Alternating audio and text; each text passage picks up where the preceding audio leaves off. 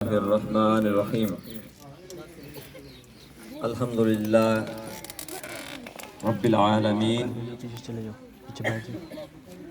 اللہ کے نام سے شروع جو تمام جہانوں کا مالک ہے، دیکھتی آنکھوں سنتے کانوں آپ کو ڈاکٹر محمد رمضان عاصم چیئرمین اقرا انٹرنیشنل اسلامک اسکول کا سلام پہنچے۔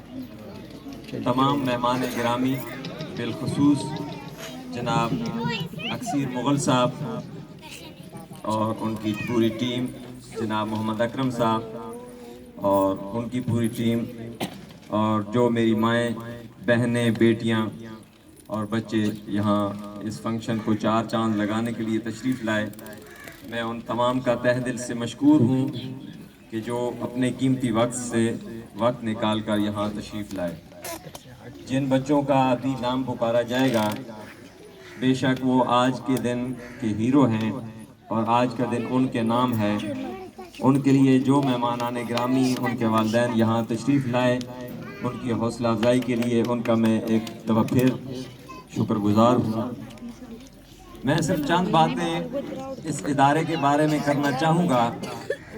جب بھی کوئی ادارہ کھڑا کیا جاتا ہے تو اس کا ایک مقصد ہوتا ہے، اور میں یہ سمجھتا ہوں کہ اس مقصد کو اللہ کا قرآن واضح کر رہا ہے، وَمَا خَلَقْتُ الْجِنَّ وَالْإِنسَ إِلَّا لِيَعْبُدُونَ، اور بے شک ہم نے جن و انس کو صرف اپنی عبادت کے لیے پیدا کیا ہے۔ تو اس سے ہم یہ قیاس کر سکتے ہیں کہ ہماری زندگی کا مقصد اور ہمارے اداروں کا مقصد، ہمارے جینے کا مقصد، ہمارے یہاں رہنے کا مقصد، یہاں ہمارے اسکول بنانے کا مقصد، مساجد، مدارس اور گھر بنانے تک سے لے کے ہمارا ایک ایک سانس اللہ کی اس ذات کی کبریائی بلند کرنے کے لیے ہے۔ تو ہم یہ سمجھتے ہیں کہ یہ میرا ادارہ بنانے کا مقصد واحد وحدہ لا شریک اور حضرت محمد صلی اللہ علیہ وآلہ وسلم کی پہچان ہے۔ اب اس کو سمجھنے کے لیے یہ ضروری ہے کہ ہم اس کو کیسے سمجھیں، اس عبادت کو کیسے کریں۔ ہمارا مسلمان کا سونا، جاگنا، اٹھنا، پڑھنا، لکھنا سب عبادت ہے۔ تو جب ہم قرآن کو سینے سے لگائیں گے اور اس قرآن مجید کو، یہ میرا آج کا پیغام ہے، یہ اپنی ماؤں، بہنوں، بیٹیوں کو، اپنے اسٹوڈنٹس کو، اپنے بھائیوں کو، کہ اس قرآن کو ترجمے کے ساتھ پڑھیں۔ اس کا انگلش میں ترجمہ موجود ہے، اس کا عربی میں ترجمہ موجود ہے، عربی ٹو عربی، عربی ٹو اردو، ہر زبان میں اس کا ترجمہ موجود ہے۔ اکثر ہمارے رمضان شریف میں مقابلے لگے ہوتے ہیں، باپ نے 3 ختم کیے ہیں، بیٹے نے 4 ختم کیے ہیں، بیٹی نے 5 ختم کیے ہیں۔ میں اس سے انکاری نہیں ہوں، الف لام میم پہ 30 نیکیاں ملتی ہیں اور یہ پڑھنا چاہیے، ایک ایک لفظ پر 10 نیکیاں ملتی ہیں، لیکن اس سے بھی میں سمجھتا ہوں بہتر یہ ہے کہ ہم اس قرآن کو پڑھیں۔ ذالک الکتاب لا ریب فیہ، اس قرآن میں کوئی شک نہیں ہے، اس لیے الف لام میم سے لے کے والناس تک یہ ہمارے لیے ایک کی بک آئی ہے۔ جس طرح ہر بندے کی جیب میں ایک موبائل پڑا ہوا ہے، اس موبائل کے ڈبے میں دیکھیں تو ایک کی بک آتی ہے، اور اس کی بک کے مطابق ہی ہم اس موبائل کو چلاتے ہیں کہ اس گرین بٹن کو ٹچ کریں گے تو اٹینڈ ہوگا، اور ریڈ بٹن کو ٹچ کریں گے تو اینڈ ہو جائے گا۔ تو اللہ پاک نے جو اتنی بڑی پروڈکٹ بنائی ہے میرے آپ کے شکل صورت میں، وَمَا خَلَقْتُ الْجِنَّ وَالْإِنسَ إِلَّا لِيَعْبُدُونَ، کہ میں نے صرف اور صرف جن و انس کو اپنی عبادت کے لیے پیدا کیا ہے۔ تو ہم نے اللہ سے سوال بنتا ہے کہ یا اللہ ہم تیری عبادت کیسے کریں؟ جب سوال ہوتا ہے تو جواب دینے والی ذات نے 30 پاروں میں اپنا جواب لکھا ہے۔ تو ہمیں چاہیے کہ آگے رمضان شریف آ رہا ہے، اس میں ہم اس قرآن پاک کو ترجمے کے ساتھ زندگی میں ایک دفعہ پڑھ ڈالیں۔ الحمدللہ میں نے پڑھا ہے، اور اچھے استاد اللہ پاک نے دیے تھے۔ آج ان اساتذہ کی وساطت اور انہوں نے منت ہی میں یہاں کھڑا ہوں، ورنہ میں تو اپنے کو پورا سا طالب علم بھی نہیں سمجھتا ہوں۔ اس کے بعد ہمارے اسکول کا نصب العین آپ کے سامنے واضح ہو چکا ہے کہ ہم یہ چاہتے ہیں کہ بچوں کو دنیاوی تعلیم کے ساتھ ہم دینی تعلیم دیں، تاکہ ان کی دنیا بھی سنور جائے اور ان کی آخرت بھی سنور جائے۔ ہم نے ان کو ایک اچھا انسان ہونے کے ساتھ سب سے اچھا مسلمان بنانا ہے، تاکہ وہ ایک اچھے مسلمان بن کر اپنے ماں باپ کی بھی خدمت کریں، کل اچھے شوہر بن سکیں، اچھے شہری بن سکیں۔ تو اس کے لیے ہمارا الحمدللہ ادارہ کام کر رہا ہے، اور ہم یہ اس کو اپنا نصب العین سمجھتے ہیں، اور اس نصب العین پر ہم کوشش پہ ہم میں لگے ہوئے ہیں، لیکن اس کے باوجود ہمارے کام میں بہت سی خامیاں موجود ہیں۔ چلے جاؤ پیچھے بیٹھ جاؤ۔ میں تمام سٹاف اور بچوں کو بھی خراج تحسین پیش کرتا ہوں، اور ان کی ماؤں کو بھی خراج تحسین پیش کرتا ہوں اور سلام پیش کرتا ہوں کہ جو بر وقت اپنے بچوں کو اٹھا کے تیار کر کے اسکول پہنچاتی ہیں۔ آگے میں ان ٹیچرز کو نہیں بولنا چاہوں گا کہ یہ ٹیچر آپ کے بچے کی وہ ٹیچر ہے کہ جو اللہ پاک نے 1,24,000 کم و بیش انبیاء یہاں دنیا میں ہمیں ایجوکیٹ کرنے کے لیے، پڑھانے کے لیے بھیجے۔ اس کے بعد یہ تعلیم تدریس والا کام یہ استاد کر رہے ہیں، یہ علماء کر رہے ہیں، یہ سب ایک چین ہے۔ میں یہ سمجھتا ہوں کہ اگر دین کے دائرے میں رہ کر ایک استاد یا استانی سکول پڑھا رہی ہے تو بعین ہی وہ وہی کام کر رہی ہے جو ایک عالم دین کر رہا ہے۔ میں اس کی دلیل آپ صلی اللہ علیہ وآلہ وسلم کی اسوہ حسنہ سے دینا چاہوں گا۔ آپ دوستوں میں سے اکثر نے تاریخ اسلام پڑھی ہوگی، میں نے بھی الحمدللہ تاریخ اسلام کی 9 جلدیں پڑھی تھیں۔ 1999 میں نے میٹرک کیا، اس وقت میں نے تاریخ اسلام الحمدللہ پڑھی تھی۔ اس کے بعد آپ جیسے اچھے استاد اللہ پاک نے دیے۔ غزوہ بدر ہے، حضرت محمد صلی اللہ علیہ وآلہ وسلم کی ایک طرف فوج ہے اور دوسری طرف مشرکین مکہ ہیں۔ مشرکین مکہ کو شکست فاش ہوتی ہے، اور آپ صلی اللہ علیہ وآلہ وسلم کے قید میں 70 قیدی آ جاتے ہیں۔ آپ سب بتائیں کہ ان 70 قیدیوں کو کس شرط پر رہا کیا گیا؟ صرف 2 شرطیں لگائیں گی میری بہنوں، میری بیٹیوں، میرے بھائیوں، 2 شرطیں رکھی گئیں۔ یہ دلیل ہے میری اس بات کی۔ آپ صلی اللہ علیہ وآلہ وسلم نے ان 70 قیدیوں سے کیا کہا کہ فدیہ دو اور رہا ہو جاؤ۔ دوسرا، ہمارے بچوں کو لکھنا پڑھنا سکھا دو اور آپ رہا ہو جاؤ۔ آپ مجھے یہ بتائیں، مشرکین مکہ نے حدیث پڑھائی تھی، قرآن پڑھایا تھا، فقہ پڑھائی تھی؟ نہیں، انہوں نے یہی دنیاوی تعلیم دی تھی۔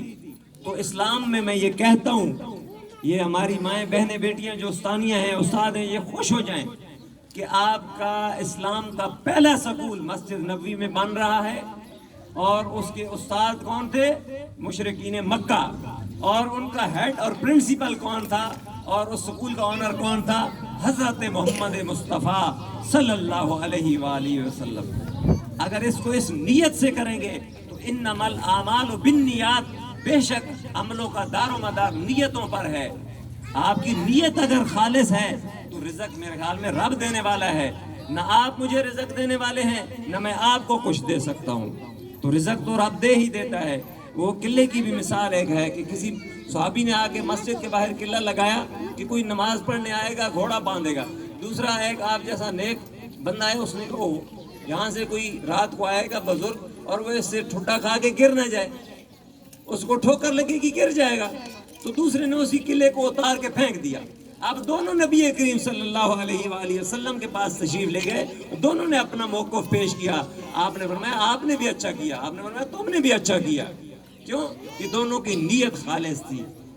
اس لیے نیت پہ بہت ساری چیزیں بتائی جا سکتی ہیں۔ اس لیے میرے بچوں، میرے بھائیوں، میری بہنوں، استاد کا احترام کریں۔ یہ بعین ہی وہی کام کر رہے ہیں جو انبیاء نے کیا، جو ان کے صحابہ نے کیا، جو تابعین تبع تابعین نے کیا، اور اب ہمارے اسلاف کرتے آ رہے ہیں۔ میں سمجھتا ہوں کہ دین صرف مسجد میں نہیں ہے۔ میرا آج کا پیغام ہے کہ ہم یہ سمجھتے ہیں کہ ہم وہ اس 10 منٹ کے مسلمان ہیں کہ مسجد میں جاؤ، مسجد کے ایک کونے میں کھڑے ہو کے کہ نعوذ باللہ ایمان اور یہ اسلام کو ایک بت ہے، وہاں اس 2 فٹ کی جگہ پہ اس کی پوجا کرو، اور مسجد کے دروازے سے باہر وہی سکولوں میں فحاشیاں، وہی لڈی، وہی بھنگڑے، وہی ڈانس، وہی میوزک کی کلاسز، وہی ہمارے تھانوں میں، پارلیمنٹ میں، کچہریوں میں، دکانوں میں، بینکوں میں وہی سود۔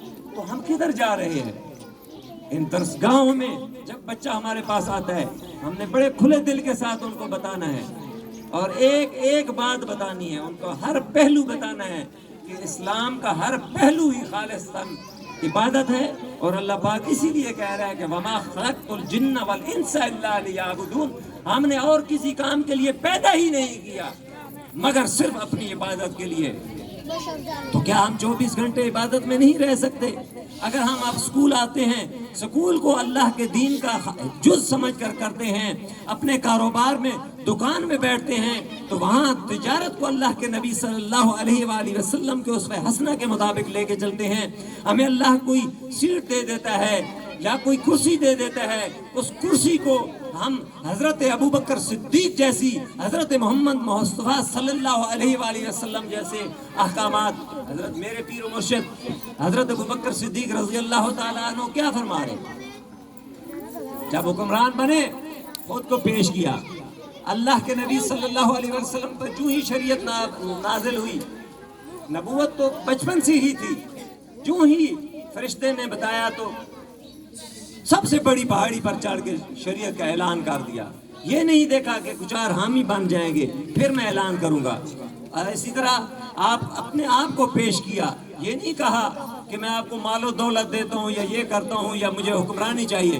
अपने आप को, किरदार को पेश किया कि ऐ मक्का के लोगों, आप लोगों ने मुझे कैसा पाया? तो आप सल्लल्लाहु अलैहि वसल्लम की ज़ात के लिए सब ने यही कहा, सब आप जानते हैं कि हमने आपको सादिक और अमीन पाया। आपने आज तक जो कहा वही करके दिखाया।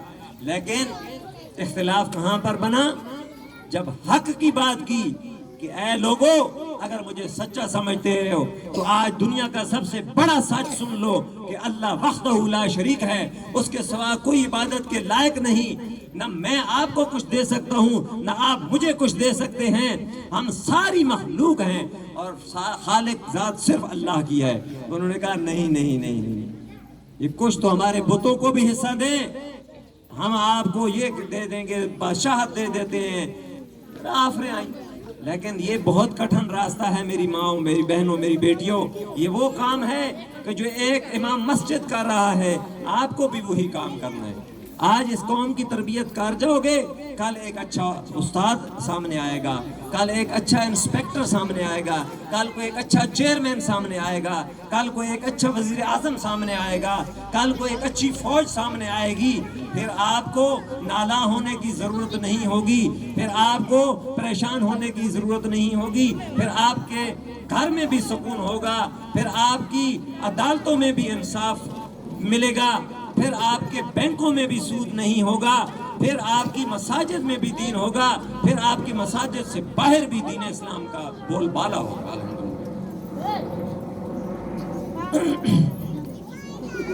अब मैं थोड़ा सा आपको माजी में ले जाना चाहता हूँ। मुझे एक बात बड़ी इरिटेट करती है, बाज़ दफ़ा बड़ा दुख होता है कि इतना बड़ा काम हमारे उस्ताद, एक मैं अपने स्कूल